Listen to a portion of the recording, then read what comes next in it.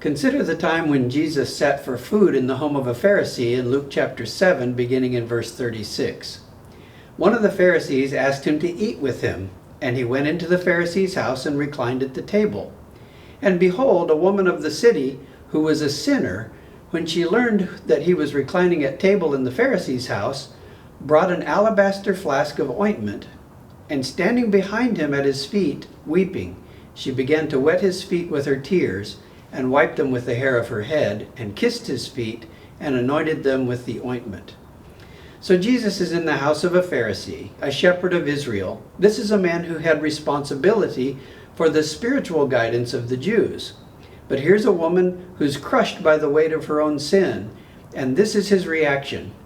Now when the Pharisee who had invited him saw this, he said to himself, "If this man were a prophet, he would have known who and what sort of woman this is who's touching him, for she's a sinner."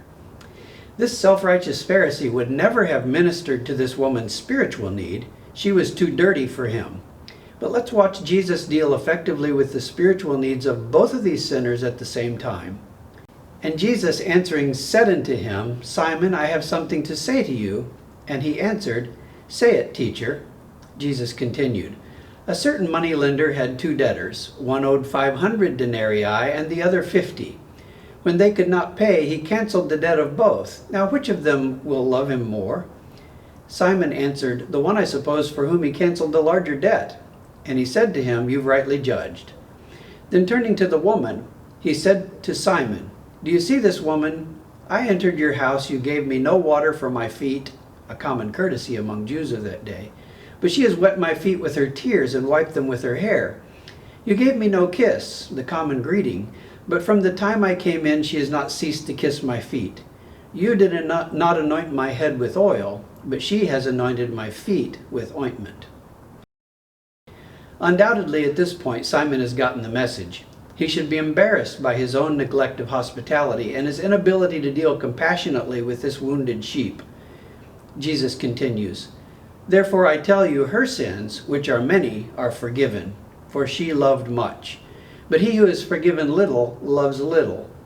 Who is the one who loves little? Jesus is talking to Simon. Now returning to the woman, he said to her, "Your sins are forgiven." Here Jesus ministered to the spirits of two people at the same time, each with vastly different spiritual needs.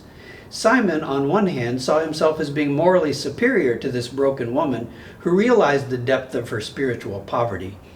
Jesus healed the spirit of the woman while simultaneously breaking the self-righteousness of the Pharisee. We all, to one extent or the other, if we are introspective, identify with both Simon and this notorious sinner. We are all aware, with just a moment's reflection, of our own sins, but we can also find ourselves quickly in the judgment seat when presented with the sins of others. The essential difference between these two people didn't lie in how perfect they were, as Simon thought. It lay in the fact that the woman was humble and the Pharisee was arrogant. And in this condition, the woman had access to grace and the man was immune from it. Remember, the one who is least likely to be forgiven by the Lord is the one who doesn't think he needs any forgiveness.